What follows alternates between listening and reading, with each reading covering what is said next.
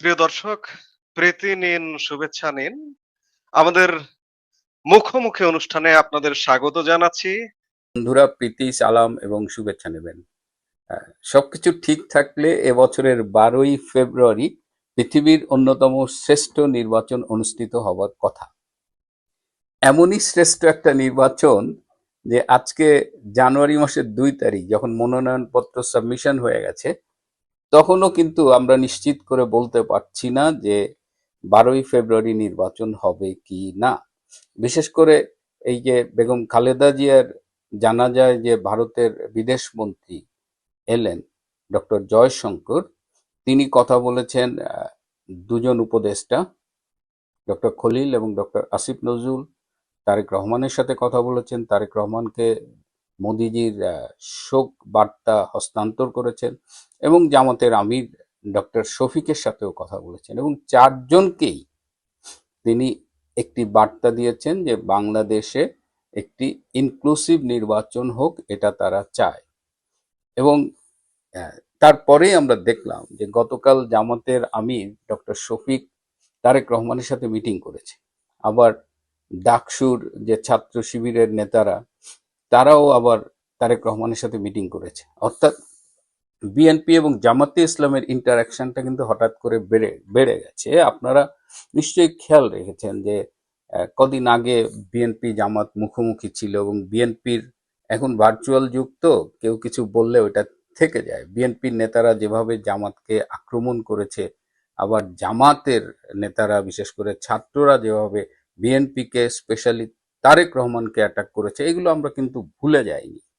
হ্যাঁ, যেমন এই যে চাঁদা ওঠে পল্টনে, ভাগ যায় লন্ডনে, এগুলো তো এই শিবিরের এসব ছাত্রদেরই স্লোগান। আবার মুক্তিযুদ্ধে জামাতের ভূমিকা নিয়ে বিএনপির নেতারাই একাধিকবার কথা বলেছে এবং খুব রিসেন্টলি বলেছে। এই সব কিছু প্রিন্ট মিডিয়ায় আছে, ভার্চুয়াল সোশ্যাল মিডিয়ায় আছে। কিন্তু গতকাল থেকে দেখেন আবার এই জামাত বিএনপির মানে ক্লোজনেস আমরা অবজার্ভ করছি। কেন এরকম হচ্ছে? এই যে ডক্টর জয়শঙ্কর বলে গেলেন, তো ডাক্তার শফিক জামাতের আমির তিনি তারেক রহমানের কাছে গেলেন। তারা দুজনে ভেরিফাই করলেন যে দুজনকেই এই ইনফরমেশনটা দিয়েছে কিনা, এবং তারা দেখলেন যে হ্যাঁ, এই ইনফরমেশনটা দুজনকেই দিয়েছেন। এবং তারপরে তাদের স্বরূপটা কিন্তু আমরা দেখতে পাচ্ছি। আমরা সবসময় বলেছি যে যখন মাঠে আওয়ামী লীগ নেই, আওয়ামী লীগের মিত্ররা নেই, তখন জামাত বিএনপি দেখবেন যে তারা ভাগাভাগি করতেছে, মারামারি করতেছে, মুখোমুখি এর ওর বদনাম করতেছে, সব করছে। কিন্তু যখনই মাঠে আওয়ামী লীগকে আমরা দেখতে পাই, তখনই কিন্তু সেই মুদ্রার এপিট ওপিট জামাত বিএনপি এক হয়ে যায়। এমনি রাজনীতি একটু জটিল, যেহেতু গুঞ্জন আছে যে ভারতের ক্লিয়ারেন্স নিয়ে তারেক রহমান বাংলাদেশে এসেছে। তো সারা জীবন যারা ভারতের বিরোধিতা করে রাজনীতি করলো, তাদের জন্মের পেছনে আইএসআইয়ের সমর্থন রয়েছে। সেই দলটি হঠাৎ করে ভারতের সমর্থন নিয়ে রাজনীতি করবে, ক্ষমতায় যাবে, এটা কিন্তু হিসাবটা একটু গোলমেলে মনে হয়। ভারত হয়তো কৌশলগত কারণে বিএনপিকে সমর্থন দিতে পারে, কিন্তু যখনই ইনক্লুসিভ নির্বাচনের বিষয় আসতেছে এবং আওয়ামী লীগকে যদি ফ্রি অ্যান্ড ফেয়ার ইলেকশনে অংশগ্রহণ করতে দেওয়া হয়, তাহলে জনগণ কাকে ভোট দেবে সেটা নিয়ে আওয়ামী লীগের শিবিরে টেনশন না থাকলেও জামাত বিএনপি শিবিরে কিন্তু একটা আতঙ্ক কাজ করছে। এবং যখনই এই আওয়ামী লীগ ইনক্লুসিভ ইলেকশনে আসতে পারে এরকম সম্ভাবনা তৈরি হয়, তখনই আমরা দেখি যে জামাত বিএনপির ঘনিষ্ঠতা বাড়ে। তো সেই সম্ভাবনাটা আবারও তৈরি হয়েছে। এটা ডক্টর জয়শঙ্কর বলে গেছেন। এটা কি শুধুমাত্র ভারতের কথা? এই ইনক্লুসিভ নির্বাচনের আকাঙ্ক্ষাটা কি কেবলমাত্র ভারতের? এই জায়গাটায় আমি অনেকবার বলার চেষ্টা করেছি যে কমনওয়েলথের মহাসচিব যে এসেছিলেন, তিনিও বলে গেছেন যে কমনওয়েলথ অ্যাসোসিয়েশনটা চায় যে বাংলাদেশে একটা ইনক্লুসিভ ইলেকশন হোক। আমি যে দেশটায় থাকি, আমাদের অস্ট্রেলিয়ান সরকার খুব ক্লিয়ারলি বলে দিয়েছে, বাংলাদেশ সরকারকেও জানিয়েছে যে বাংলাদেশে একটি ফ্রি, ফেয়ার এবং ইনক্লুসিভ নির্বাচন হবে, এবং এই কথার সপক্ষে আমার কাছে রিটেন ডকুমেন্ট আছে। এখন কথা হলো যে আমেরিকা কি চাইছে। আমেরিকা খুব স্পষ্টভাবে তারা জানিয়ে দিয়েছে, বিশেষ করে ভারতের সাথে তাদের সাম্প্রতিক যে সম্পর্কটা ডেভেলপ করেছে, সেখানে তারা বাংলাদেশের ব্যাপারে ভারতের চোখ দিয়েই দেখতে চায়। তারা খুব ক্লিয়ার। যে ভারত যেটা ভাবছে সেটা। আর ডক্টর ইনুস তিনি একসময় আমেরিকার পাপেট হিসেবে ক্ষমতায় বসেছিলেন, এটা সত্যি, এবং ডক্টর ইনুসের যা যা দেবার সেটা তিনি দিয়ে ফেলেছেন। পোর্ট দিয়েছেন, বোয়িং কেনার অর্ডার ফাইনাল করছেন। তারপরে বাংলাদেশে সেন্ট মার্টিন দ্বীপটা নিয়ে আমরা কথা বলছি, কিন্তু কেউ সোনাদিয়া দ্বীপের কথা বলছি না। এই সোনাদিয়া দ্বীপে কিন্তু মার্কিন সেনাবাহিনীর বিভিন্ন রকমের তৎপরতা দেখা যাচ্ছে। এই যে কদিন আগে আমাদের সেনাপ্রধান জেনারেল ওয়াকার খান সেন্ট মার্টিন গিয়েছিলেন, এটা আমরা সোশ্যাল মিডিয়ায় ইউটিউবে দেখেছি, কিন্তু কেউ বলেনি যে তিনি সেন্ট মার্টিন যাওয়ার আগে সোনাদিয়ায় গিয়েছিলেন। এবং সোনাদিয়ার জনগণ কিন্তু বিভিন্নভাবে আমাদের সাথে যোগাযোগ করছে এবং তারা কিন্তু জানাচ্ছে যে এই সোনাদিয়া দ্বীপটা এখানে, এটা কি মার্কিনীদের হাতে তুলে দেবেন কিনা ডক্টর ইনুস, বা নেক্সট যারা আসবে তারা দেবেন কিনা, এটা নিয়ে কিন্তু একটা নেগোসিয়েশন চলতেছে। সো ডক্টর ইনুসের এখন যেটা তার কাছে প্রত্যাশা, বিদেশের মোটামুটি সবাই, এই দু একটা দেশ ছাড়া, ধরেন পাকিস্তানের মতো দু একটা অনুল্লেখ্য এবং গুরুত্বহীন দেশ ছাড়া সবাই চাইছে যে বাংলাদেশে একটা ইনক্লুসিভ ইলেকশন হোক।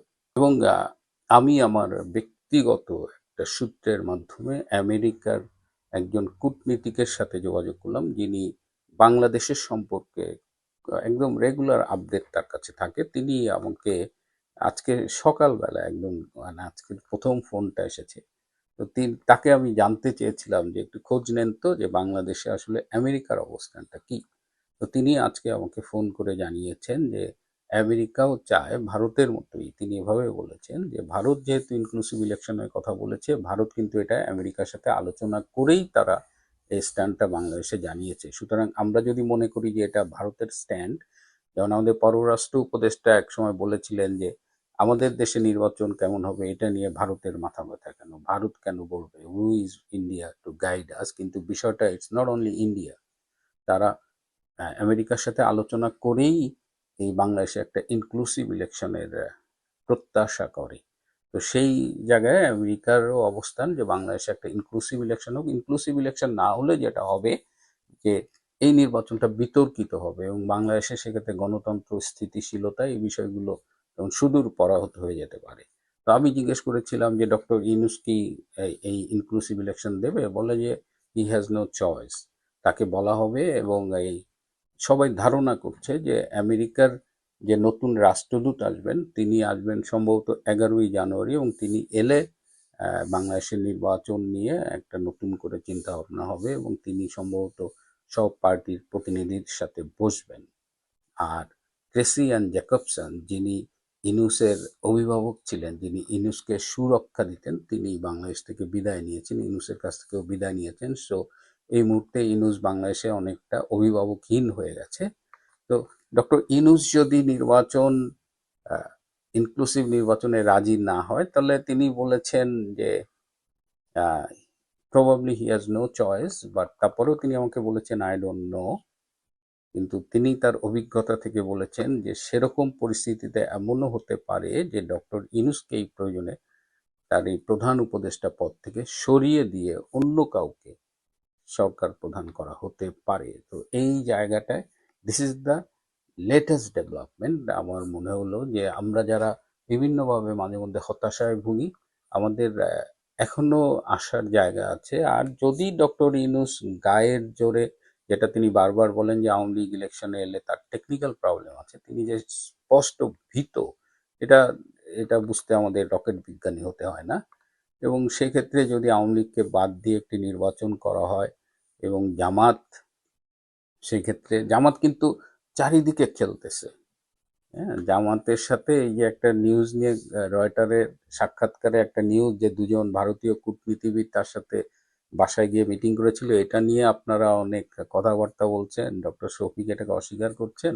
আমার কাছে এর চেয়েও বিস্ফোরক তথ্য আছে যে ডক্টর শফিকের দল কার কার সাথে যোগাযোগের চেষ্টা করছে, এটা আমি সঙ্গত কারণেই আপনাদের কাছে বলছি না। সুতরাং জামাত ক্ষমতায় যাওয়ার জন্য মরিয়া হয়ে আছে। যদি আওয়ামী লীগ না থাকে, আওয়ামী লীগ ছাড়া যদি নির্বাচন হয়, সেক্ষেত্রে বিএনপিকে ল্যাং মারার একটা সুদূর প্রসারী পরিকল্পনা তাদের অনেক দিন ধরেই আছে এবং সেই ক্ষেত্রে খেলা অন্যদিকে ঘুরে যেতে পারে। আপাতত এখন পর্যন্ত ইউনূস সরকারের উপরে যে প্রেশার রয়েছে বা বাংলাদেশে একটি আগামীতে একটি ফ্রি ফেয়ার এবং ইনক্লুসিভ নির্বাচন হবে, প্রয়োজনে নির্বাচন ফেব্রুয়ারি থেকে পিছিয়ে যাবে, সেটা এপ্রিল কিংবা তার পরে হবে।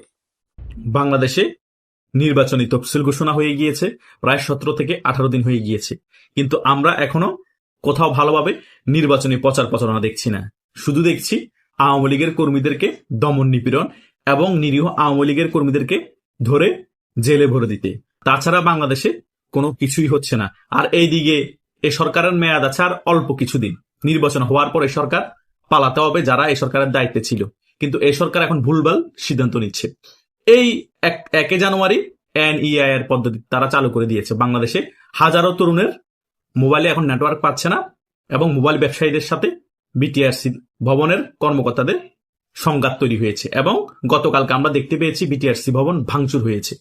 এই সময় এই সরকারের এই সিদ্ধান্ত নেওয়ার কোনো প্রয়োজন ছিল? উল্টা একটা দেশকে সংঘাতময় পরিস্থিতি তৈরি করে দিয়েছে।